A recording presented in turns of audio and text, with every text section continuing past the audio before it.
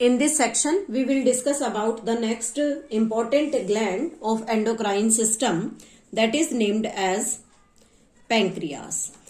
जैसा कि हम पहले भी डिस्कस कर चुके हैं कि पेंक्रियास को यहाँ एक हेट्रोक्राइन ग्लैंड कहा जाता है and why it is named as heterocrine because it functions both exocrine and endocrine, दोनों फंक्शन ये परफॉर्म करता है, इसलिए इसे हम जो हेट्रोक्राइन ग्लैंड है वो कह सकते हैं। इसका ओरिजिन एंडोडर्मल है। एंडोडर्म जर्म लेयर, जो कि हमारी इनर मोस्ट जर्म लेयर होती है, उससे ओरिजिनेट होता है। Now what about its structure and location, कि इसकी स्ट्रक्चर और लोकेशन कैसा होता है। तो स्ट्रक्चर की अगर सबसे पहले बात करें तो then there is present the different types of the cells. यहां पर एक ग्रुप ऑफ सेल है, ग्रुप ऑफ सेल्स, जिसे यहां हम नाम देते हैं islets of Langerhans. Langerhans islets of Langerhan क्यों कहा जाता है? Because it is discovered by the scientist Langerhan, इसलिए इसे नाम दिया गया आइलेट्स ऑफ लैंगरहैन। इसमें 4 टाइप की सेल्स होती है। There are 4 types of cells और फर्स्ट सेल होती है यहां पर एल्फा सेल्स।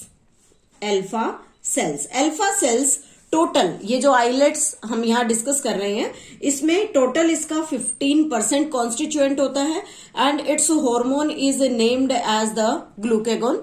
आगे हम इसकी कंप्लीट जो डिस्क्रिप्शन है वो करेंगे कि कैसे ये अपने फंक्शंस को प्ले करता है। तो अल्फा सेल्स फर्स्ट टाइप की cells which constitute 15% of total constitution and it will release the glucagon.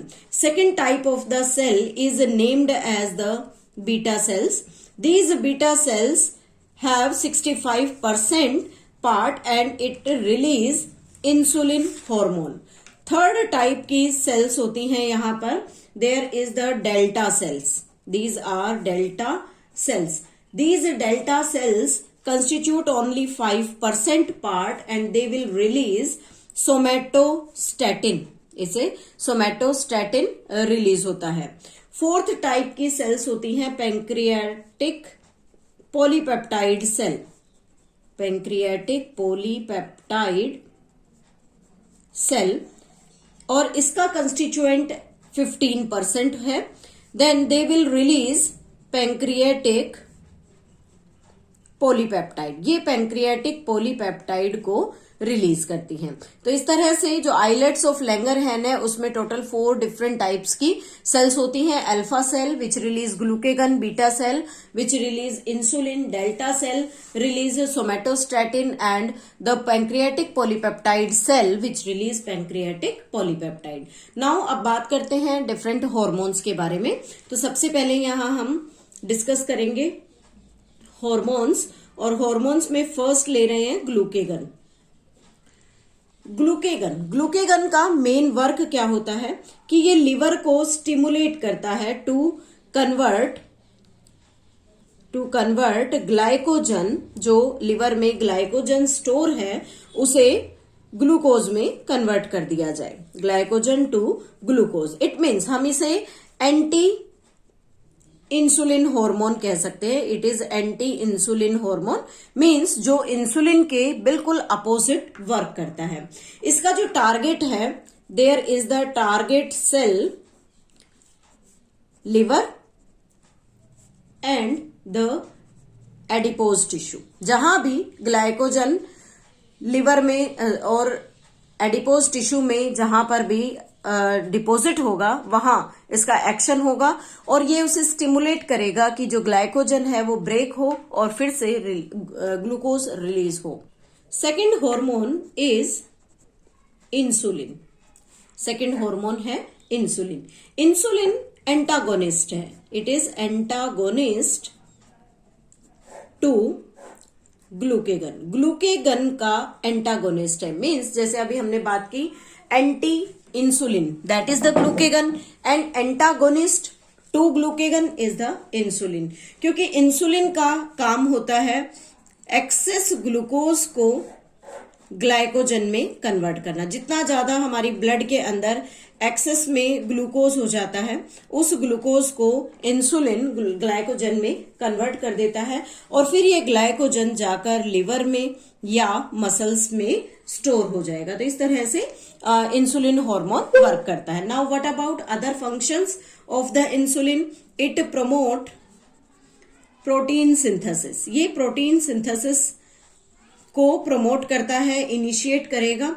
और प्रोटीन सिंथेसिस कहां से होगा? Protein synthesis takes place by the peptide bond formation between the amino acid. It also reduce catabolism of protein. Protein के catabolism को reduce करता है। It means catabolism means destruction नहीं होने देगा, तो इसे हम यहां पर एनाबॉलिक हार्मोन भी कह सकते हैं, बिकॉज इस हार्मोन में कुछ नया प्रोडक्ट या ये कहें कि कुछ जो पॉलीमर्स होते हैं उनकी फॉर्मेशन होती है। जैसे कि यहाँ पर प्रोटीन का सिंथेसिस हो रहा है अमीनो एसिड से, ग्लूकोज से ग्लाइकोजन का सिंथेसिस, इसलिए इसे एनाबॉलिक हार्मोन भी कहा जाता है। It also increase fat synthesis. ये फैट के सिंथेसिस में भी हेल्प करता है। तो again there will be the anabolic action, इसलिए इसे जो एनाबॉलिक हार्मोन है वो कहा जाता है। तो इस तरह से ग्लूकेगन और इंसुलिन हार्मोन वर्क करते हैं। Now the third hormone is named as somatostatin. Somatostatin एक तरह से ऐसा फैक्टर है जो ग्रोथ इनहिबिटिंग होता है। It is same as growth inhibiting substance। growth inhibiting substance। it inhibits the secretion of other hormones from pancreas। Pancreas से release होने वाले दूसरे हॉर्मोन्स को रिलीज करने से रोकता है, इसलिए इसे इनहिबिटिंग सब्सटेंस भी हम कह सकते हैं। फोर्थ हार्मोन आता है यहाँ पर पैंक्रियाटिक पॉलीपेप्टाइड। तो पैंक्रियाटिक पॉलीपेप्टाइड का मेन काम होता है पैंक्रियाटिक या जो डाइजेस्टिव सिक्रीशंस होती हैं पैंक्रियाज की, उन्हें इनहिबिट करना। It inhibit the secretion of pancreatic या पैंक्रियाज की सिक्रीशंस को रोकने में या उन्हें कहीं कि इनहिबिटरी फैक्टर को स्टिमुलेट करता है। जब हम यहाँ पैंक्रियाज के सिक्रीशन को रोकने की बात करते हैं तो यहाँ पर सिर्फ हम डाइजेस्टिव सिक्रीशन को अकाउंट में रखेंगे। इट मीन्स जो भी एक्सोक्राइन पार्ट होता है इसका एंजाइमेटिक एक्टिविटी का पार्ट, उसे सुप्रेस करने में या उसे स्टॉप करने में हेल्प करता है। Now what about the disorders of the pancreas gland? First आता है डिसऑर्डर में diabetes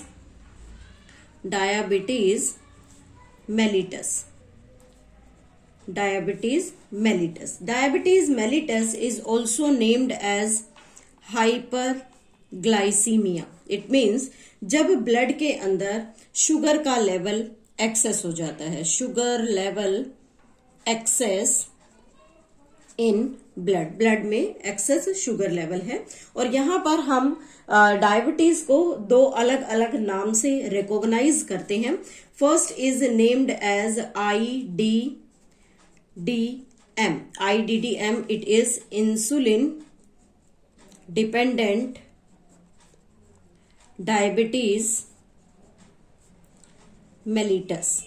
This is insulin dependent diabetes mellitus, and second type is NIDDM. This is non-insulin dependent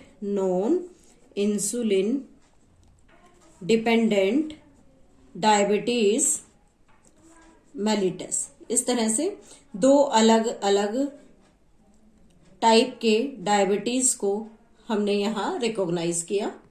generally अब हम डिस्कस करते हैं कि जो डिजीज हैं उन डिजीज में कॉजेज क्या है, क्या रीजन हो सकता है कि किसी पर्सन को IDDM है या किसी पर्सन को NIDDM है। तो सबसे पहले बात करते हैं IDDM के बारे में। IDDM is caused due to the failure of beta cells, कि ये बीटा सेल्स जो हैं फेल हो जाती हैं to produce adequate amount of insulin, कि प्रॉपर अमाउंट जितना हमारी बॉडी को रिक्वायर होना चाहिए इंसुलिन का, इतना अमाउंट बीटा सेल्स रिलीज नहीं कर पाती, इसलिए ब्लड में ग्लूकोज का लेवल इंक्रीज हो जाता है। And NIDDM disease is the failure of insulin to facilitates the movement of glucose into cell. It means यहाँ NIDDM में इंसुलिन बन तो रहा है, बीटा सेल इंसुलिन को प्रॉपरली प्रोड्यूस करती है, लेकिन जो इंसुलिन प्रोड्यूस हुआ वो ग्लूकोज को सेल के अंदर प्रॉपरली मूव नहीं करा पा रहा जहां पर उसका प्रॉपर डाइजेशन हो सके, या हम ये कहें कि प्रॉपर एब्जॉर्प्शन हो सके। तो इसलिए ब्लड के अंदर ही ग्लूकोज का लेवल जो है वो इंक्रीज होता रहता है, सेल्स उस ग्लूकोज को अपटेक नहीं कर पाती, और दोनों ही कंडीशन में overall blood glucose level increase हो जाता है। ब्लड ग्लूकोज लेवल इंक्रीजेस, ये इंक्रीज हो जाएगा। इसी वजह से पेशेंट जो है वो ग्लूकोज को एक्सेसिवली यूरिन में लॉस्ट करता है, ग्लूकोज एक्सक्रीटेड इन यूरिन में एक्सक्रीशन होगा। Then water excessively lost, water बहुत ज्यादा लॉस्ट होता है बॉडी से, क्योंकि शुगर को डिसोल्व करके अपने साथ रिमूव करेगा। इसी प्रॉब्लम को हम यहाँ डिहाइड्रेशन कहते हैं, और इसी डिहाइड्रेशन या एक्सेसिव यूरिनेशन की हेल्प से एक्सेसिव यूरिनेशन होगा, एक्सेसिव यूरिनेशन। इसी प्रॉब्लम की वजह से पेशेंट को थर्स्ट ज्यादा लगती है, एक्सेसिव थर्स्ट मीन्स बहुत ज्यादा प्यास लगती है, और इस थर्स्ट वाली प्रॉब्लम को यहाँ पर पोलीडिप्सिया कहा जाता है। This is named as polydipsia, means excessive thirst in the body. Again there will be the degradation of fat यहां पर इंक्रीज होगा, जिसका रिजल्ट क्या होगा, कीटोन बॉडीज प्रोड्यूस होंगी, कीटोन बॉडी प्रोडक्शन। और जैसे जैसे फैट के डिग्रेडेशन से कीटोन बॉडी का प्रोडक्शन होता है, that is known as ketosis. और इन सभी प्रॉब्लम के साथ हम देखते हैं कि ब्लड का कोलेस्ट्रॉल लेवल इंक्रीज हो जाएगा।